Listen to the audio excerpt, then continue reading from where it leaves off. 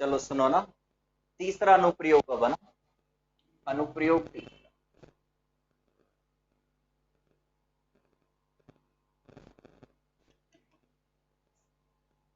चार प्रयोग है और ये है अनुप्रयोग नंबर तीसरा ना। तो इसकी हेडिंग है आवर्ती दोलक की मूल अवस्था में ऊर्जा। हेडिंग है सरल आवर्ती दोलक की मूल अवस्था में ऊर्जा।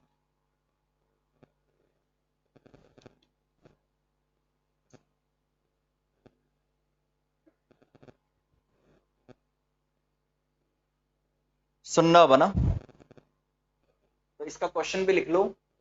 कैसे पूछा जाता है,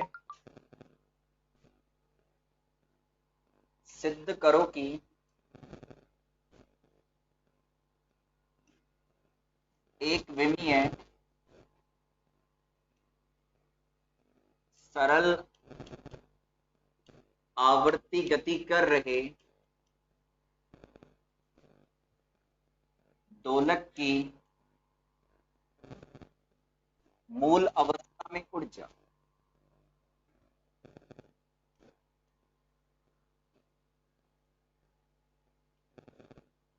H cut omega naught by 2।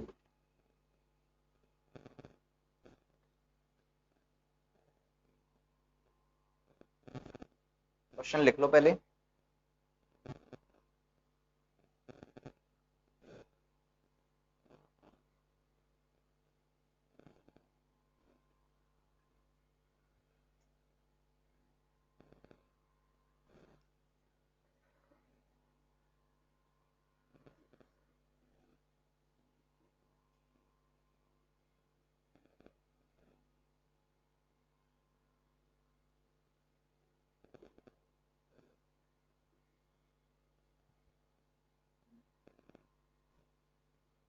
लिख लो क्वेश्चन को।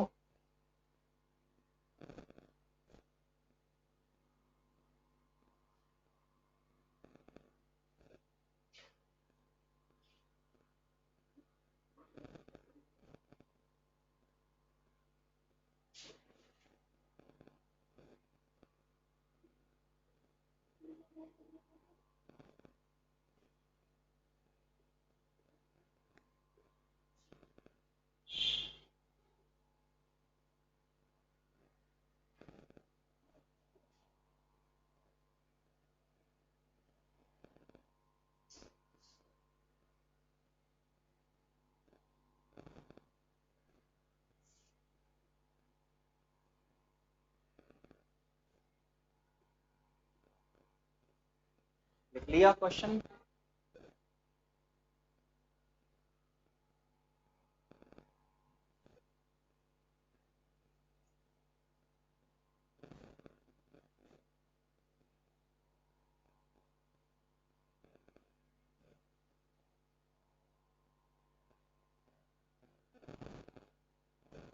चलो सुनो बना, देखो सॉल्यूशन करते किस तरीके से होगा।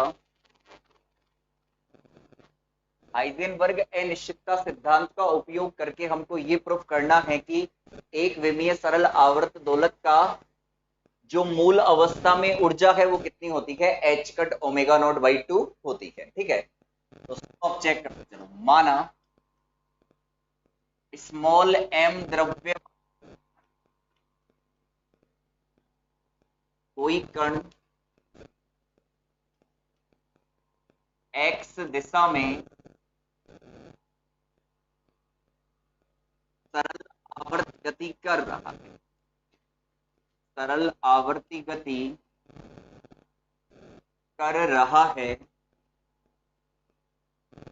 तो इसकी कुल ऊर्जा होगी। बाद में उतारना, देखते चलो।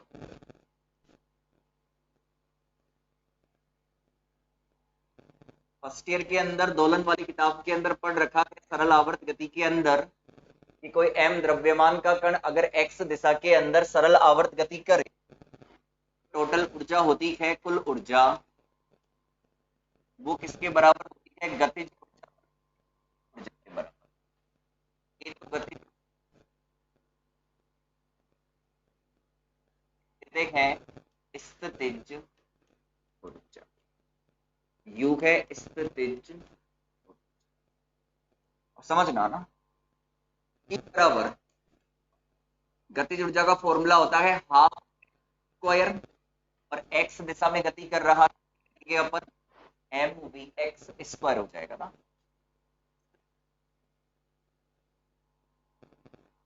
स्क्वायर होती है। ठीक है, एक काम करते हैं, इसको नीचे गुणा करेंगे तो ये आ जाएगा,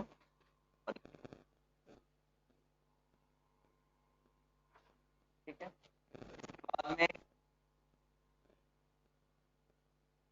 पी एक्स इक्वल टू कितना होगा एम पी एक्स, यहां से ई बराबर आ गया कितना P X square upon two M, और ये आ गया हाफ के। हाँ जी, इसको ऐसे भी लिखा जा सकता है चूंकि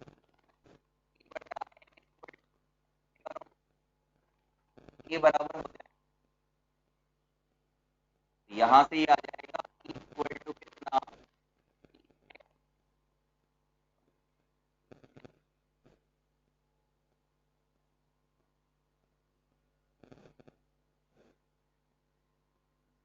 और इसको दे देते हैं समीकरण नंबर एक। एक काम कर लो, पहले यहां तक पहुंच जाओ।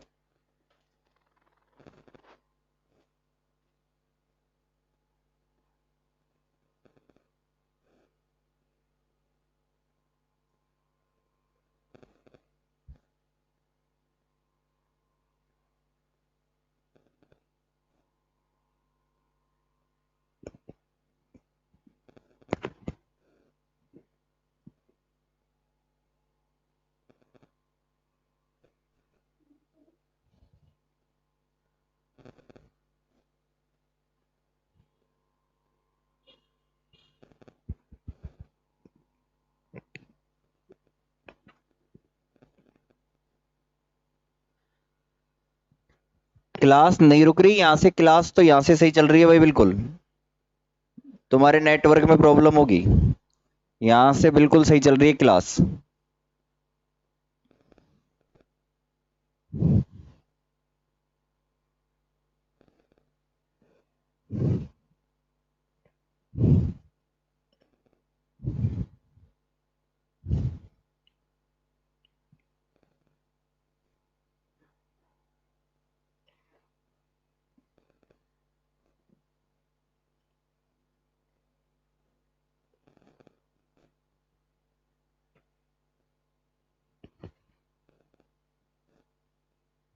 पता नहीं पिछली क्लास हुई थी उसके अंदर तो किसी की कोई प्रॉब्लम नहीं आई।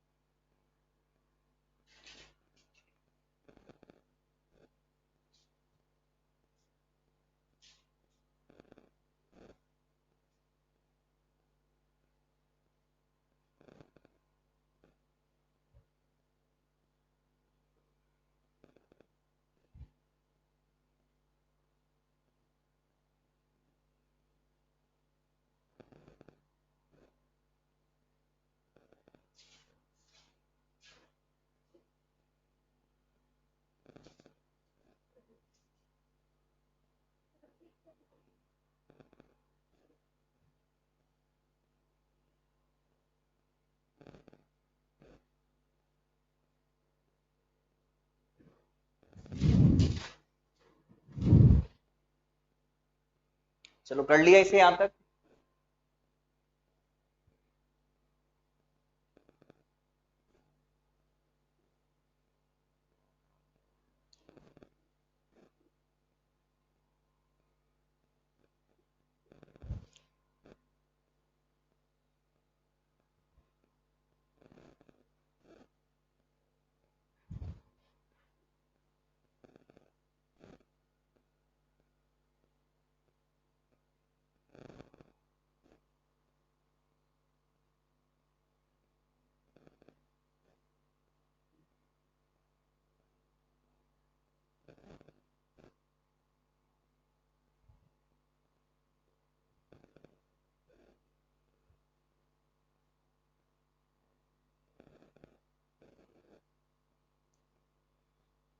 चलो हो गया। अब इसके आगे देखो ना, देखिएगा।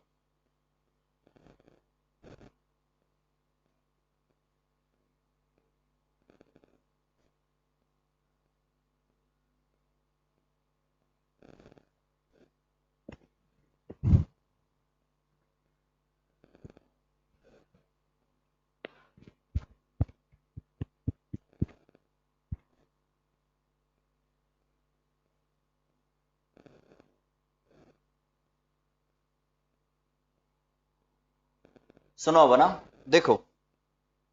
तो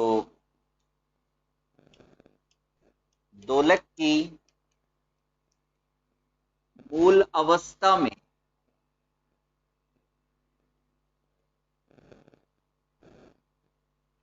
ध्यान देना ना, दोलक की मूल अवस्था में जो कण की स्थिति में अनिश्चितता है, कण की स्थिति में अनिश्चितता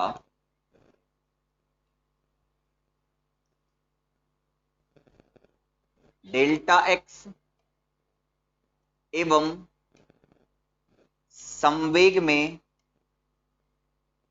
अनिश्चितता डेल्टा पी एक्स को, तब देखो, ध्यान देना, मूल अवस्था में कण की स्थिति में अनिश्चितता को तो किससे लिख रहे हैं अपन? डेल्टा एक्स से।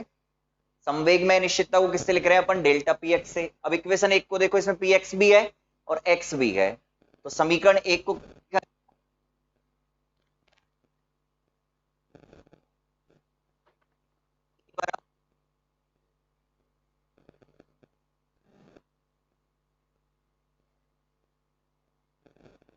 ठीक है क्या है?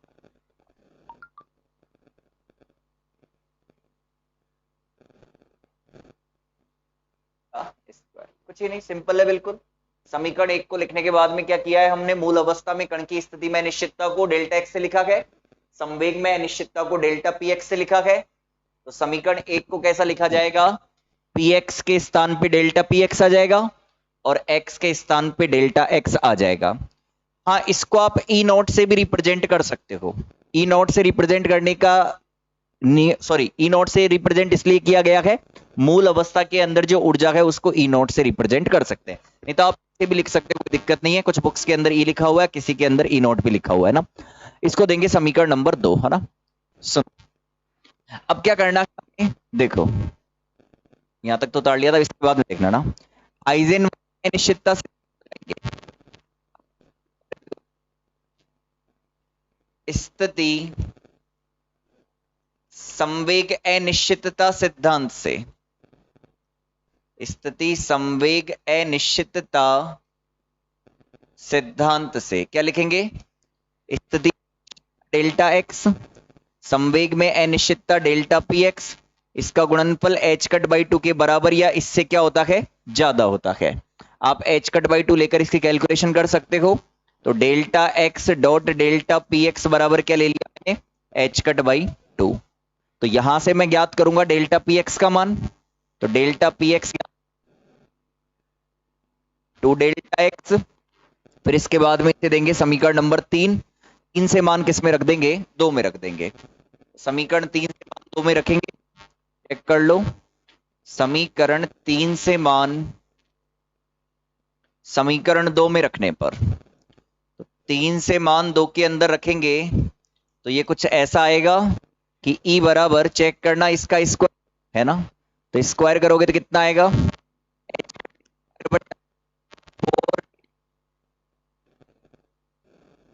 इसका स्क्वायर एम और है, तो 2m गुणा होगा तो कितना आ जाएगा? एम। ओके, फिर आगे चेक करना क्या है? Half M omega naught square delta X का स्क्वायर आ गया। ठीक है, इसको देंगे समीकरण नंबर 3। तो एक काम करो,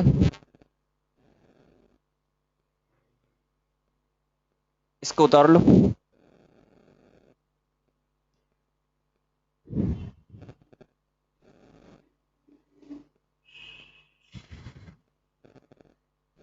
यहां से क्लास बिल्कुल सही चल रही है।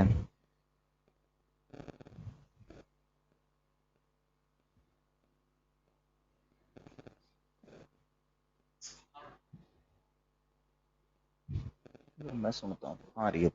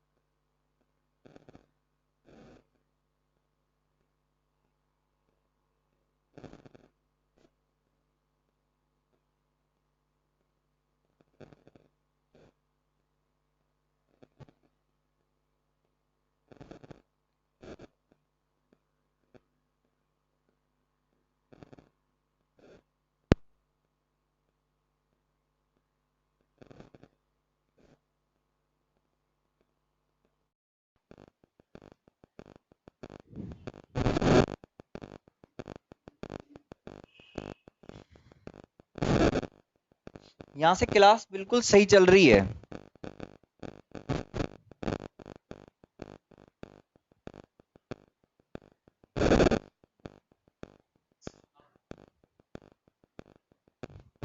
मैं सुनता हूँ आ रही है।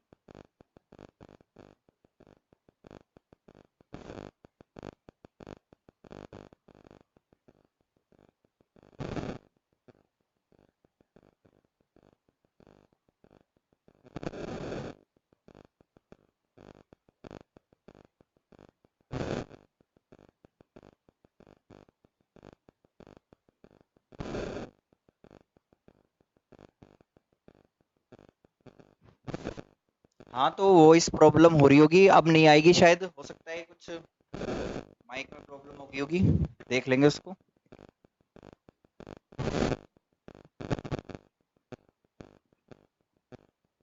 ठीक है,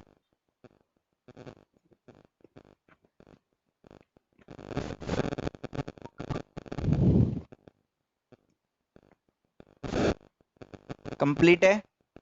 अब इसके आगे अपन इसको सॉल्व करते हैं ना। देखो, लिख लिया यहां तक है ना।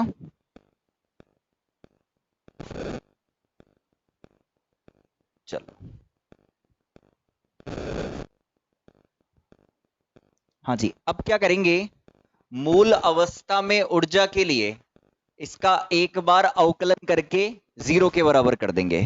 तो चेक करो, मूल अवस्था में न्यूनतम ऊर्जा के लिए, देखो पिछला जो अनुप्रयोग किया था ना अपन ने कल वाला, सेम वैसा ही है। मूल अवस्था न्यूनतम ऊर्जा के लिए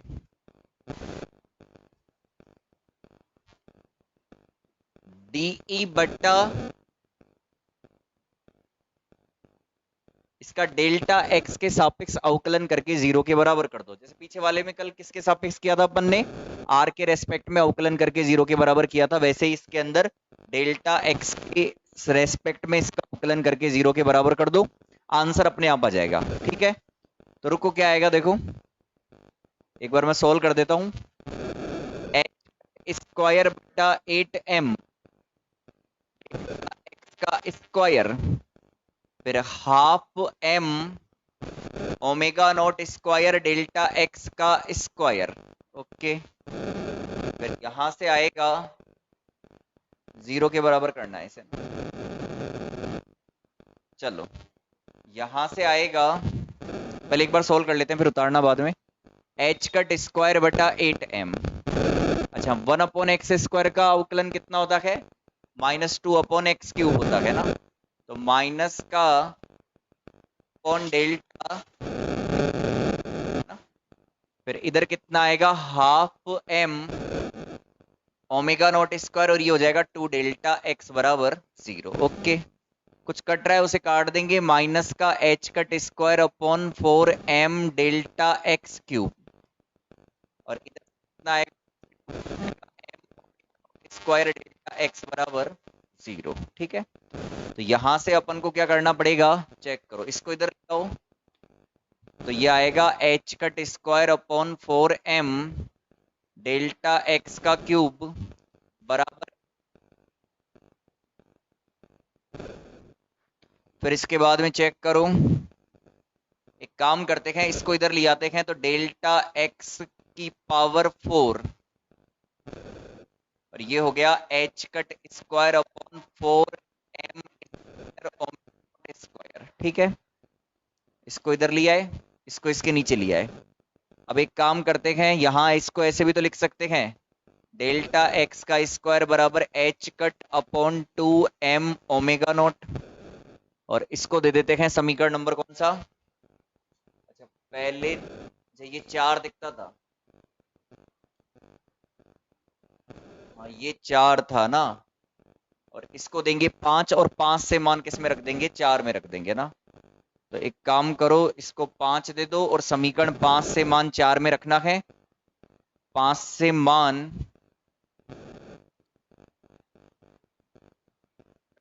लेकिन एक चीज सुनो, जब 5 से मान 4 के अंदर रखोगे तो ई ना लिखकर ई की जगह ई मिनिमम लिख दो। क्यों, क्योंकि मूल अवस्था में न्यूनतम ऊर्जा ज्ञात कर रहे हैं ना अपन। ठीक है, अब मान रखना है, उसको सोल्व करना है, और बताओ कितना आएगा, एक बार यहां तक उतार लो, एक बार उतार दे और फिर सोल्व करके बताओ कितना आएगा।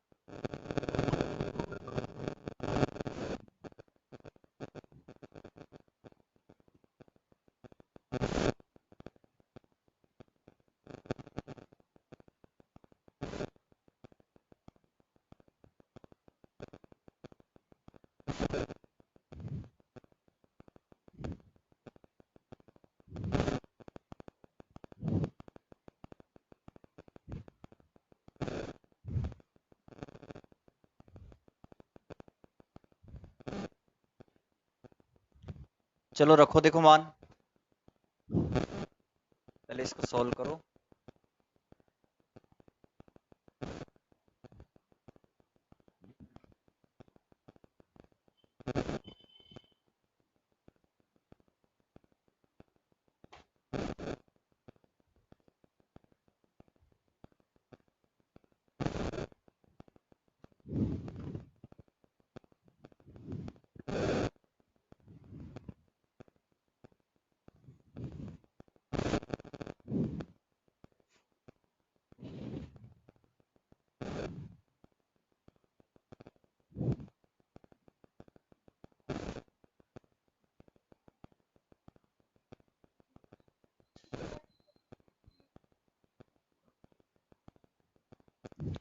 ये यूनिट कब तक खत्म होगी? यूनिट अभी तो 30% ही हुई है केवल, हम तो कह बहुत बड़ी है अभी तो यूनिट।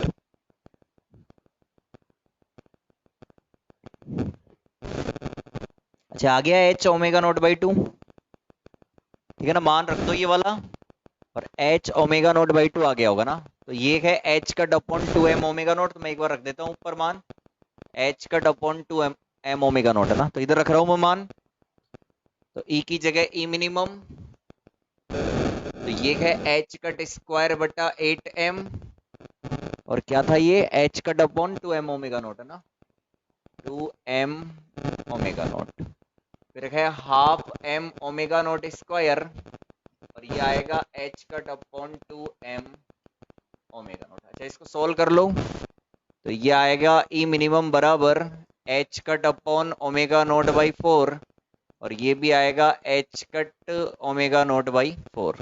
दोनों का योग करेंगे तो कितना आ जाएगा, H cut omega naught by 2। यही हमें प्रूफ करना था। उतार लो इसे।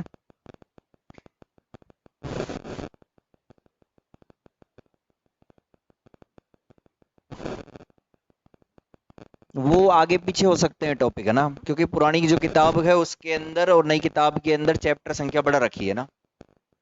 जो पुरानी किताब है ना क्वांटम की, उसके अंदर 5 चैप्टर के अंदर ही पूरी क्वांटम, और नई किताब के अंदर 16-17 चैप्टर कर दिए, संख्या बढ़ा दी।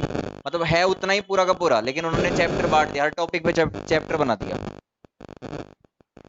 हर चैप्टर पे टॉपिक, ओ सॉरी, हर टॉपिक का ही चैप्टर बना दिया, एक एक टॉपिक के चैप्टर बना दिया ना, तो वो आगे पीछे हो जाएंगे, बाकी सारे टॉपिक आ जाएंगे, टेंशन मत लो ना। 18 चैप्टर बताए भाई, है ना, क्वांटम के अंदर। पर ध्यान रखना, छोटे छोटे टॉपिकों के चैप्टर बना रखे हैं, जैसे हाइजेनबर्ग अनिश्चितता सिद्धांत एक चैप्टर हो गया पूरा, कॉम्पटन प्रभाव एक चैप्टर हो गया पूरा। अब ऐसे कोई चैप्टर होते हैं क्या?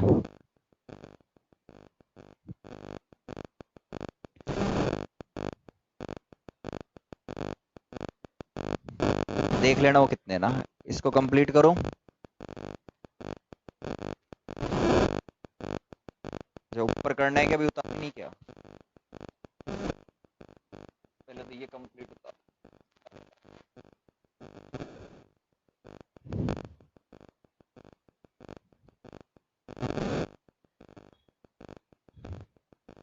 अब भी अटक रही है क्या वॉइस?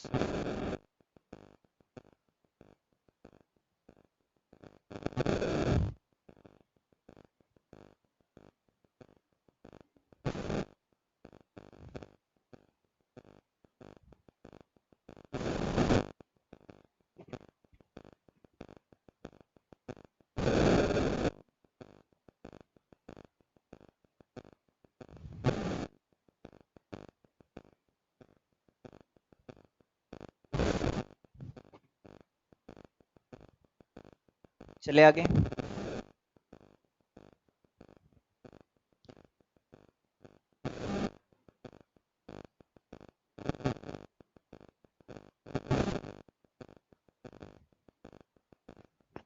नहीं ऐसी कोई, चलो ठीक है, कर लिया नहीं, कंप्लीट है ना, हो गया होगा ना। अगला अनुप्रयोग लगाओ, लास्ट अनुप्रयोग, अनुप्रयोग नंबर 4। नहीं ऐसी कोई,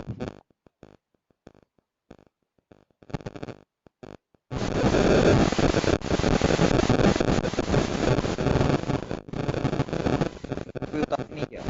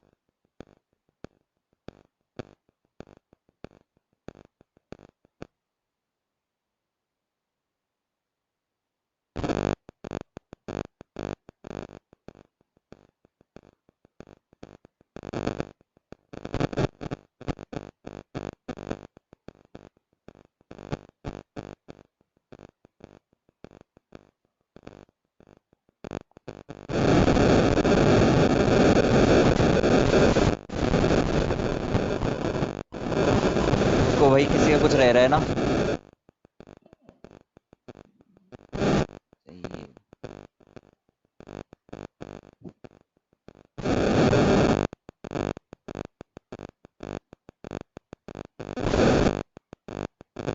जल्दी करो इसे। अनुप्रयोग नंबर, कलर चेंज करते हैं।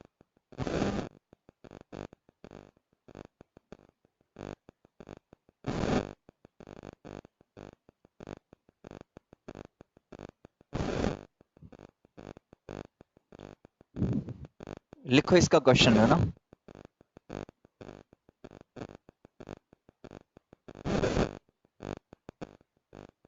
लिखो, लिखना क्वेश्चन, इसका क्वेश्चन के रूप में लिखवा रहा हूं इसे ना। स्पेक्ट्रमी रेखाओं की चौड़ाई, सबसे छोटा अनुप्रयोग है, ज्यादा बड़ा नहीं है। लिखना, स्पेक्ट्रमी रेखाओं की चौड़ाई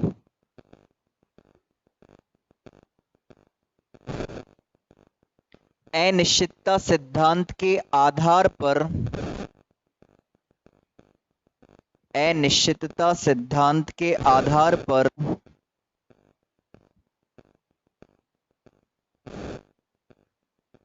अनिश्चितता सिद्धांत के आधार पर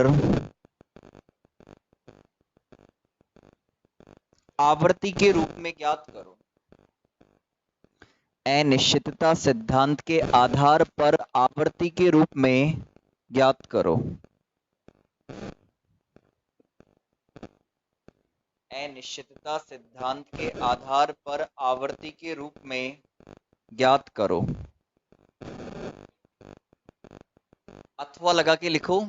एक और तरीका है इस क्वेश्चन को पूछे जाने का, अथवा लगाकर लिखना। दूसरा तरीका लिखवाता हूं।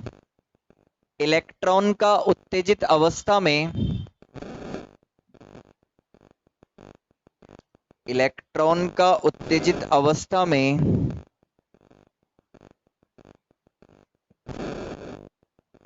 इलेक्ट्रॉन का उत्तेजित अवस्था में जीवन काल, जीवन काल 10 की घात -8 सेकंड है। इलेक्ट्रॉन का उत्तेजित अवस्था में जीवन काल 10 की घात -8 सेकंड है। तो बताइए, तो बताइए स्पेक्ट्रमी रेखाओं के लिए, तो बताइए स्पेक्ट्रमी रेखाओं के लिए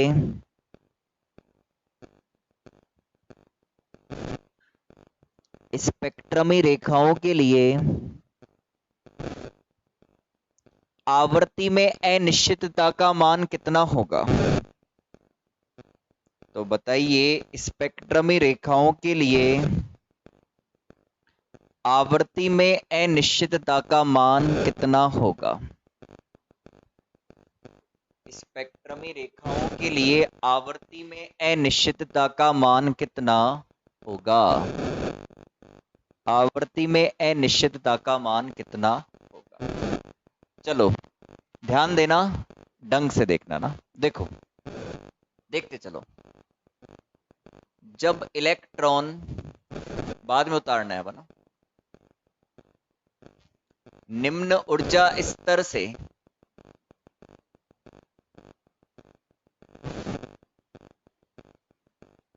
उच्च ऊर्जा स्तर में या उत्तेजित ऊर्जा स्तर में, उत्तेजित ऊर्जा स्तर में संक्रमण करता है,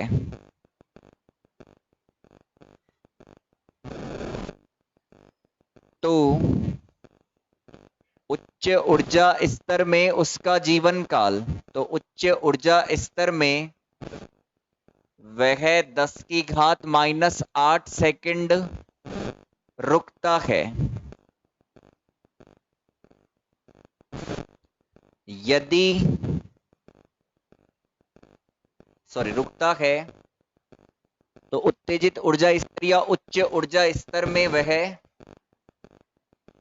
10 की घात -8 सेकंड रुकता है। ठीक है ना? यही समय इलेक्ट्रॉन का उत्तेजित ऊर्जा स्तर में जीवन काल है। उत्तेजित ऊर्जा स्तर में जीवन काल है और इसी समय को अनिश्चितता के रूप में लिया जाता है। अनिश्चितता के रूप में लिया जाता है। हाँ जी, सुनना।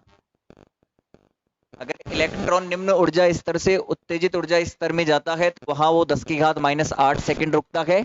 यही समय इलेक्ट्रॉन का उत्तेजित ऊर्जा स्तर में आयुकाल या जीवन काल है और इसी को किसके रूप में लिया जाता है? अनिश्चितता के रूप में, यानी का 18 समीकरण। अब सुनना इसके आगे। अब लगाएंगे ऊर्जा समय अनिश्चित, ऊर्जा अनिश्चितता सिद्धांत से। तो ऊर्जा समय अनिश्चितता क्या है? डेल्टा ई डॉट डेल्टा के बराबर ज्यादा होना चाहिए। तो डेल्टा ई बराबर कितनी हो गया? ये होगा। ठीक है, इसको देंगे समीकरण नंबर 2 और 1 से मान किस में रखेंगे? 2 में। तो समीकरण 1 से मान, तो 1 से मान 2 में रखेंगे तो ये आ जाएगा कुछ इस तरीके से। डेल्टा ई बराबर कितना आ गया? ये 1.054 इंटू 10 की पावर -34 बटा 2 गुणा 10 की घात -8।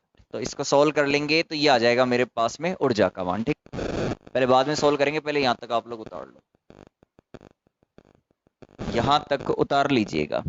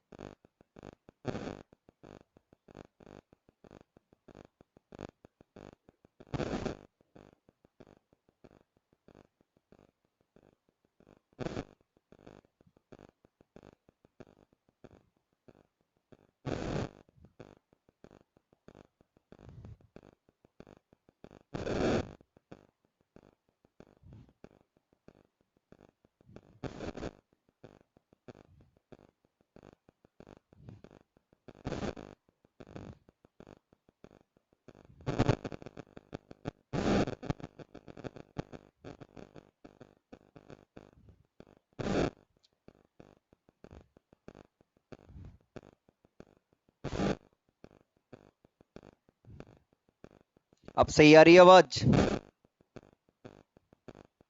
शायद ये डिस्टेंस के कारण आ रही होगी आवाज में, इसको पास में रखना पड़ेगा।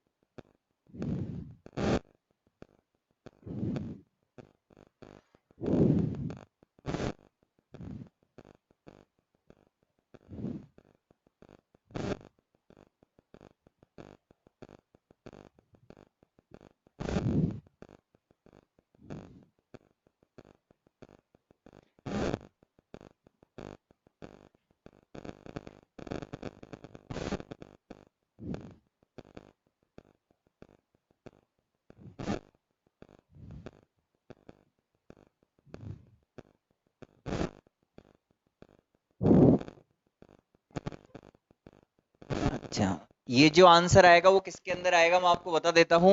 ये आंसर आएगा आप लोगों के जूल के अंदर, पर मुझे जूल के अंदर नहीं चाहिए, मुझे किसके अंदर चाहिए। वैसे जूल के अंदर ही सही है, इलेक्ट्रॉन वोल्ट के अंदर याद करने की जरूरत भी नहीं है।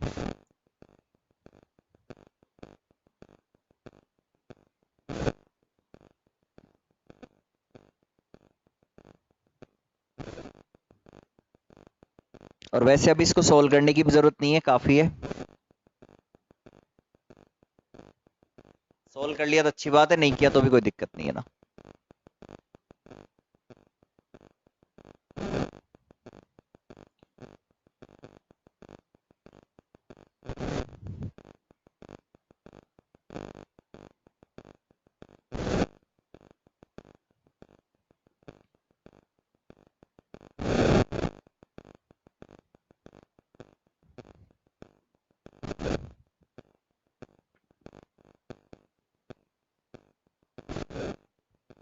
सोल्व कर लिया तो बढ़िया बात है। इसका आंसर आएगा 5.27 इंटू 10 की पावर -27। चेक कर लेना एक बार। 5.27 इंटू 10 की पावर -27 जूल आएगा।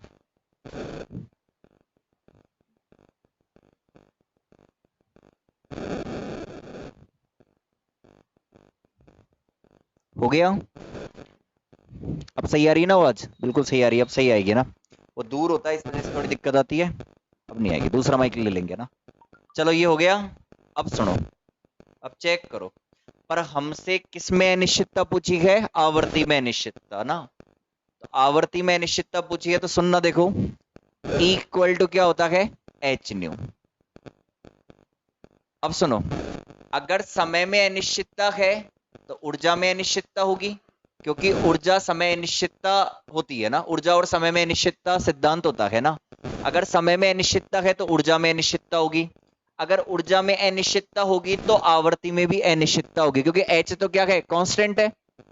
अगर समय में अनिश्चितता है तो हाइजेनबर्ग अनिश्चितता सिद्धांत ये कहता है कि ऊर्जा में अनिश्चितता होगी, अगर ऊर्जा में अनिश्चितता होगी तो फिर आवर्ती में भी क्या होगी, अनिश्चितता होगी, क्योंकि एच तो क्या है, कांस्टेंट है, इसका मान तो फिक्स है। तो अब एक लाइन लिखो इसके नीचे, यदि समय में अनिश्चितता है,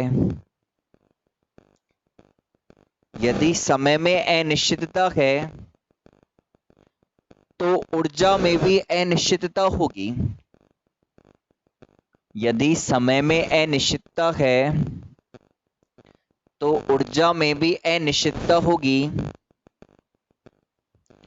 और ऊर्जा में अनिश्चितता के कारण, और ऊर्जा में अनिश्चितता के कारण आवृत्ति में भी अनिश्चितता होगी, आवृत्ति में भी अनिश्चितता होगी।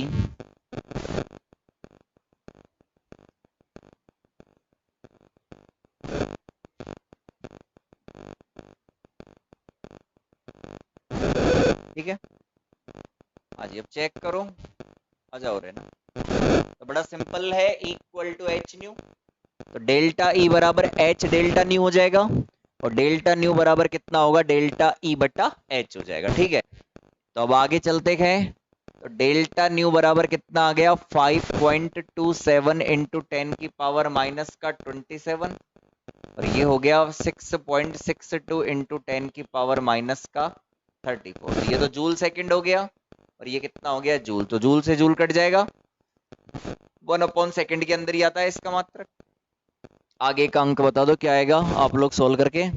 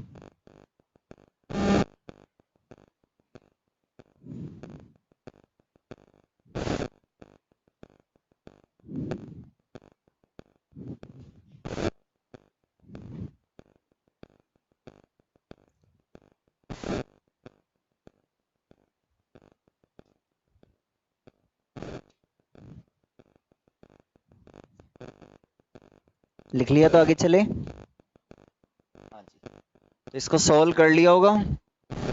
मैं लिख देता हूँ इसका आंसर किताब का 7.96 इंटू 10 की पावर 6 आएगा। ठीक है, 7.96 इंटू 10 की पावर 6 आएगा। तो ये आएगा 7.96 इंटू 10 की पावर 6। तो ये है स्पेक्ट्रमी रेखाओं की चौड़ाई। ये है स्पेक्ट्रमी रेखाओं की चौड़ाई। ठीक है, तो ये हो गया आप लोगों का ये वाला टॉपिक कंप्लीट, है ना।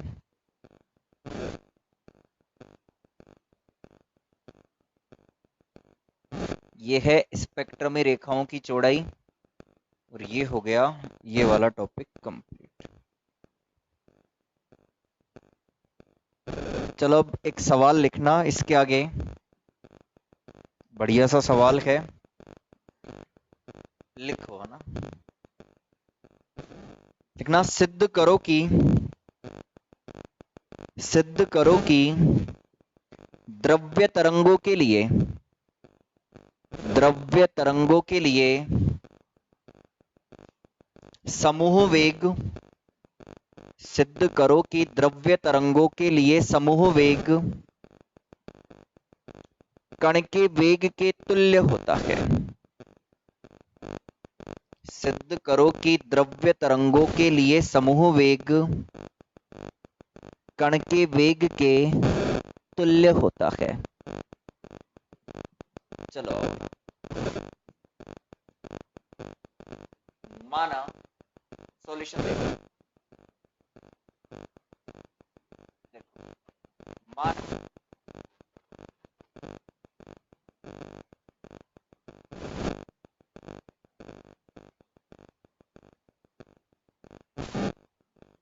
u वेग से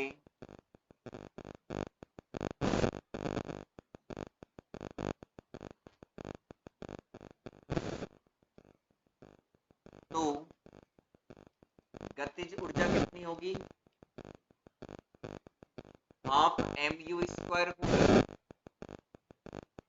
ठीक है,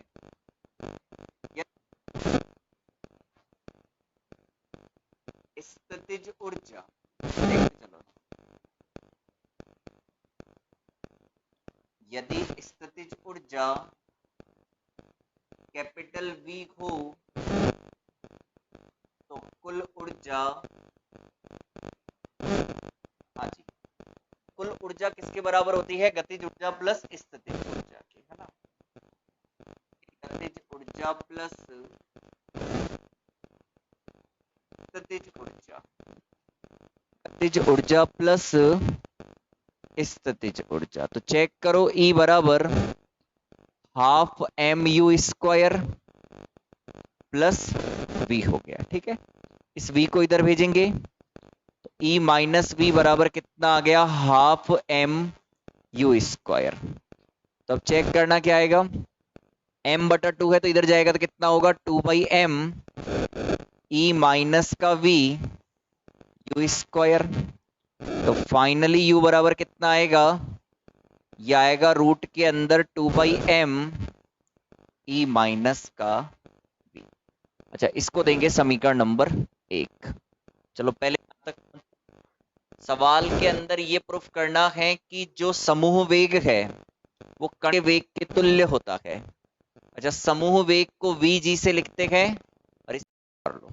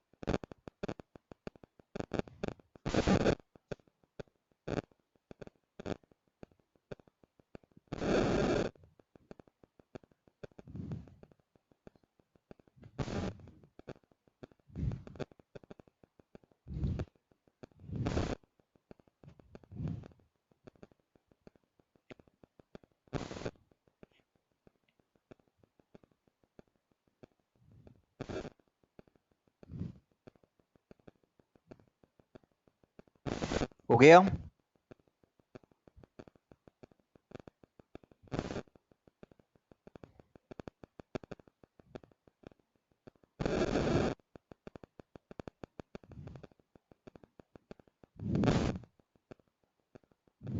चले आगे। अब सुनो ना, देखो ये तो हमने कण का वेग ज्ञात कर लिया u, है ना। अब सुनो, अब हमको क्या करना है, आप लोगों ने पढ़ रखा है डी ब्रोगली तरंग दैर्घ्य के अंदर कि जब भी कोई कण गतिमान अवस्था में होता है तो उससे संबंधित क्या होती है, एक तरंग होती है, और उस तरंग की तरंग दैर्घ्य अपन किससे ज्ञात करते हैं, लैम्डा बराबर h अपॉन p से। और p बराबर कितना होता है, द्रव्यमान गुणा वेग। वेग क्या है यहाँ पे कण का, u है, v नहीं है, ठीक है ना। तो इसको देंगे समीकरण नंबर 2, और क्या करेंगे, 1 से मान 2 के अंदर रखेंगे। अभी उतारना मत, लाइन लिखवाऊंगा ना। 1 से मान 2 में रखने पर, तो 1 से मान 2 के अंदर रखेंगे तो लैम्डा बराबर कितना आएगा, h अपॉन m, और इसका मान ये रहा कितना है, 2/m e माइनस का v है ये, है ना। तो ये लैम्डा बराबर कितना आ गया, h अपॉन रूट m, और ऊपर m है तो कट जाएगा, तो क्या बचेगा, e माइनस का v। ओके, अब सुनो, रुको, इसको देना है समीकरण नंबर मुझे कौन सा, 3। चलो इसके आगे लाइन लिखना, समीकरण 1 के आगे, जब कोई कण गतिमान अवस्था में हो, जब कोई कण गतिमान अवस्था में हो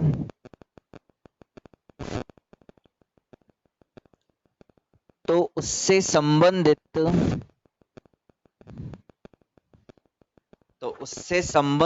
एक तरंग होती है,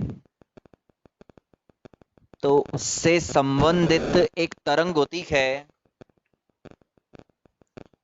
और उस तरंग की तरंग दैर्घ्य, और उस तरंग की तरंग दैर्घ्य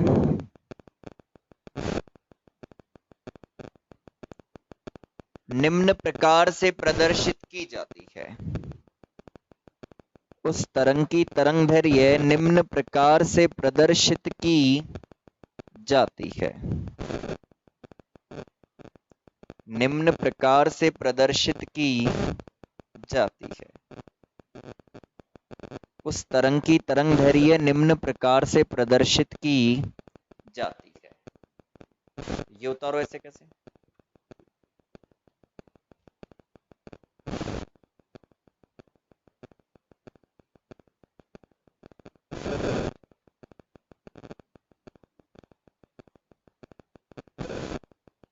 उतार लो इसको भी, है ना। आगे का मत उतारना कुछ भी जब तक नहीं बताएं।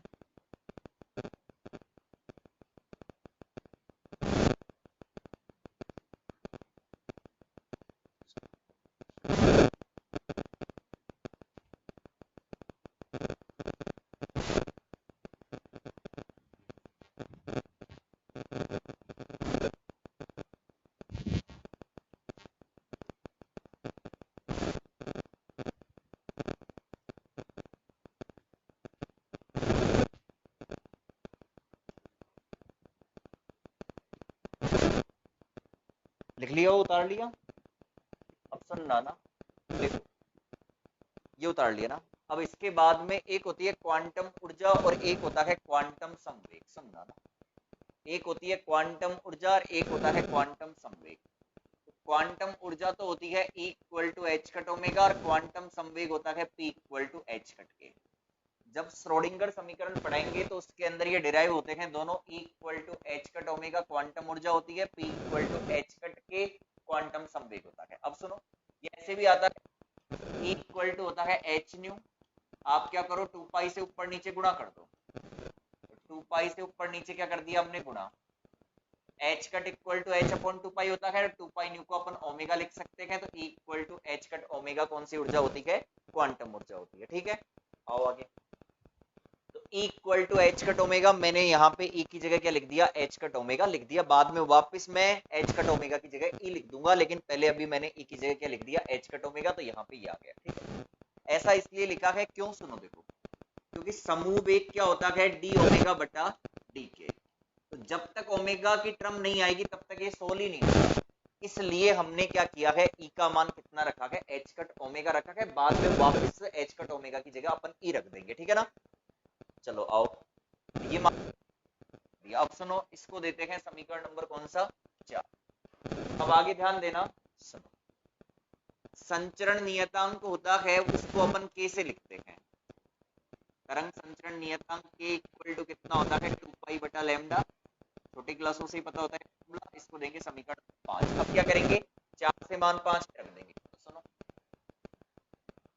समीकरण 4 से मान 5 में रखने पर, तो 4 से मान 5 में रखने पर, अगर 4 से मान 5 के अंदर रखोगे तो कितना आएगा, के इक्वल टू 2 पाई बटा लैम्डा। अच्छा, लैम्डा का मान कितना है, एच, फिर अपॉन के अंदर है ना, तो ये अपॉन वाली टर्म कहां चली जाएगी, ये चला गया यहाँ पे 2m, और ये आ गया एच कट ओमेगा माइनस का, ठीक है। अब एक काम करते हैं, इस 2 पाई को नीचे ले आते हैं, तो k बराबर क्या मैं ऐसे लिख सकता हूं, ये हो गया एच कट ओमेगा माइनस का v बटा h अपॉन 2 पाई, और h अपॉन 2 पाई को आप h कट लिख सकते हो, तो ये k बराबर कितना हो जाएगा, ये हो जाएगा रूट के अंदर 2m H cut omega minus का v, और ये कितना आ गया h, को देंगे समीकरण नंबर 6। ये उतारो,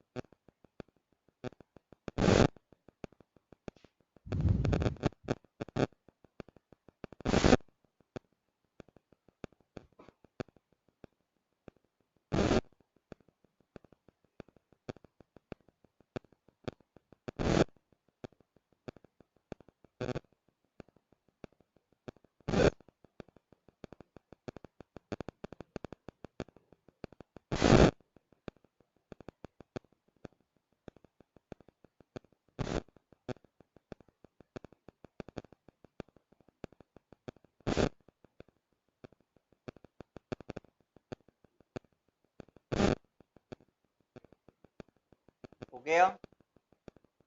तो आगे चले, इसको सॉल्व करते हैं। क्या करेंगे, इसका अवकलन करेंगे ओमेगा के रेस्पेक्ट में। चलो उतार लो पहले तो इसे। फिर ओमेगा के रेस्पेक्ट में इसका अवकलन होगा,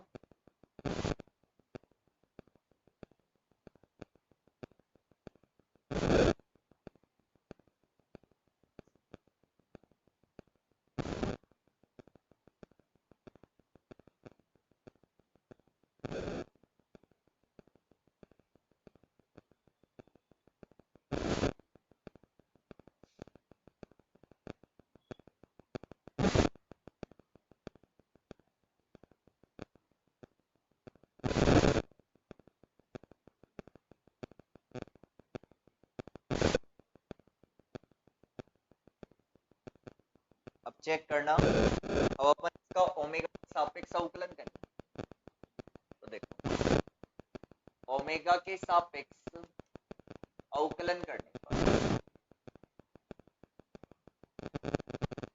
अगर हम ओमेगा के रेस्पेक्ट में अवकलन करेंगे तो ये हो जाएगा डी ओमेगा बटा, सॉरी डी के बटा डी ओमेगा।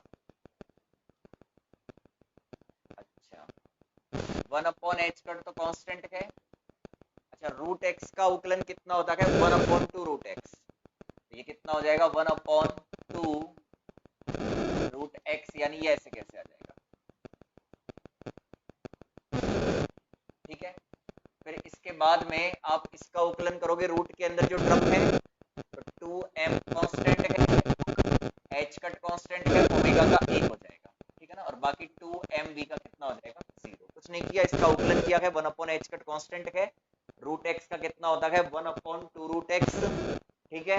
फिर अंदर वाली टर्म का उकलन करोगे तो 2m h कट आ जाएगा। अब जो कट रहा है उसे काट देंगे, क्या बचेगा देखो, dk बटा डी ओमेगा।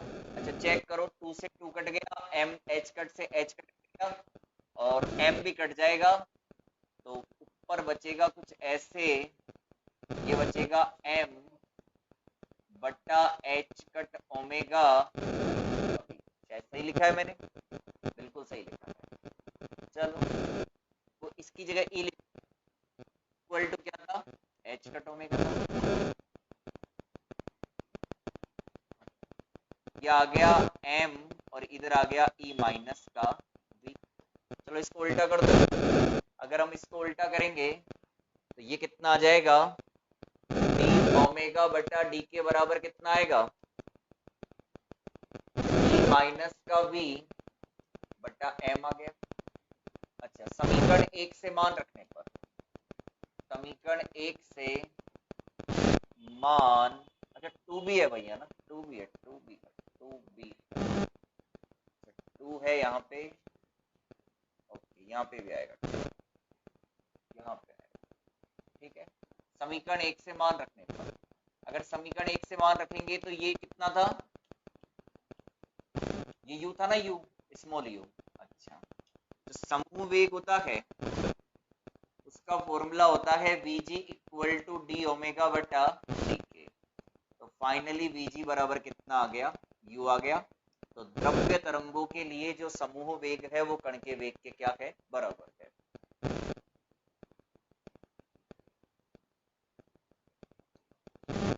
द्रव्य तरंगों के लिए समूह वेग कण के वेग के बराबर।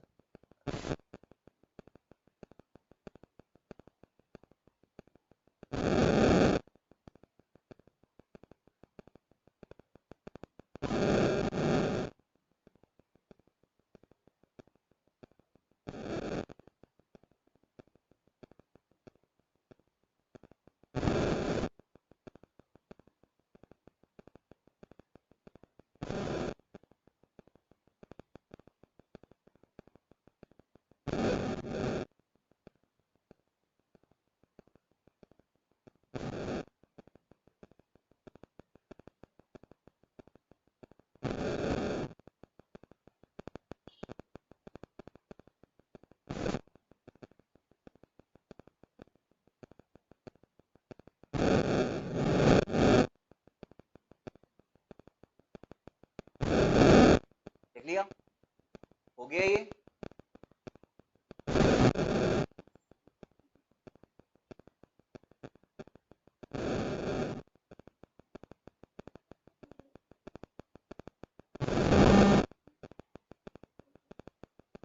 हो गया तो आगे चले।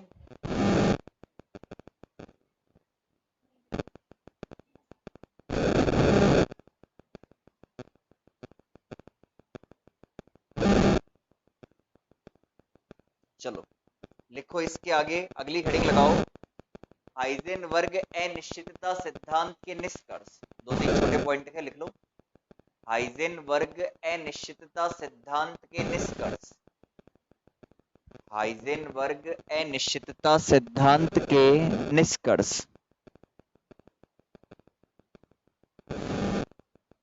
हाइजेनबर्ग अनिश्चितता सिद्धांत के निष्कर्ष, इसके अंदर पहला पॉइंट लिखो, यह केवल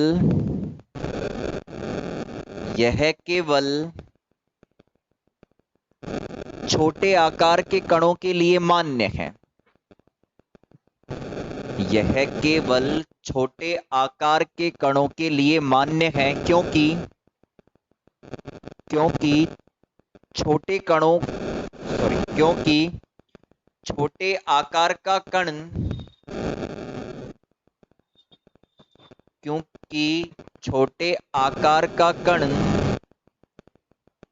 तय की गई दूरी की तुलना में नगण्य होता है। क्योंकि छोटे आकार का कण तय की गई दूरी की तुलना में नगण्य होता है।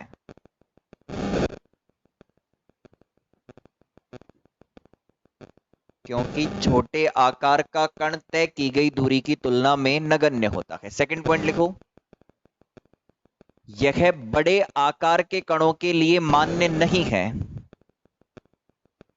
यह बड़े आकार के कणों के लिए मान्य नहीं है। यह बड़े आकार के कणों के लिए मान्य नहीं है क्योंकि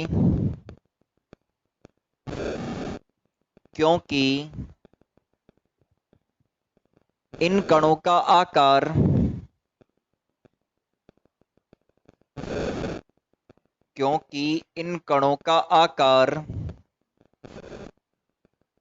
तय की गई दूरी की तुलना में नगण्य नहीं होता है। क्योंकि इन कणों का आकार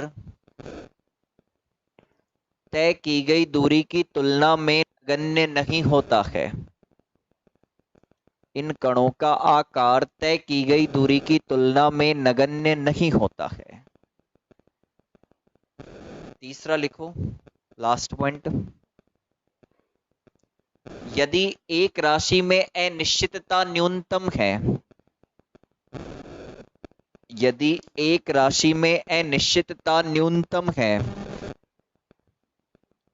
यदि एक राशि में अनिश्चितता न्यूनतम है, तो दूसरी राशि में अनिश्चितता अधिकतम होगी। यदि एक राशि में अनिश्चितता न्यूनतम है,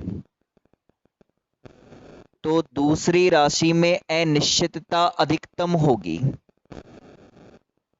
तो दूसरी राशि में अनिश्चितता अधिकतम होगी। तो दूसरी राशि में अनिश्चितता अधिकतम होगी। ठीक है, तो 2-3 पॉइंट ध्यान रखना। छोटे आकार के कणों के लिए मान्य है क्योंकि छोटे कणों का आकार तय की गई दूरी की तुलना में नगण्य होता है। बड़े आकार के कणों के लिए मान्य नहीं है क्योंकि उनके द्वारा तय की गई दूरी की तुलना में उनका आकार नगण्य नहीं होता है। और तीसरा, एक राशि में अनिश्चितता मैक्सिमम होती है तो दूसरी में मिनिमम, या एक में मिनिमम है तो दूसरी में मैक्सिमम। क्योंकि एक राशि दूसरी राशि के नीचे जाएगी, एच कट के नीचे जाएगी, तो एक में ज्यादा होगी तो दूसरी में कम ही होगी। ठीक है, चलो, तो ये हो गया अनिश्चितता सिद्धांत अपना कंप्लीट। ठीक है ना, अब इसके बाद में आगे करेंगे अगली क्लास के अंदर। आज के लिए काफी है ना।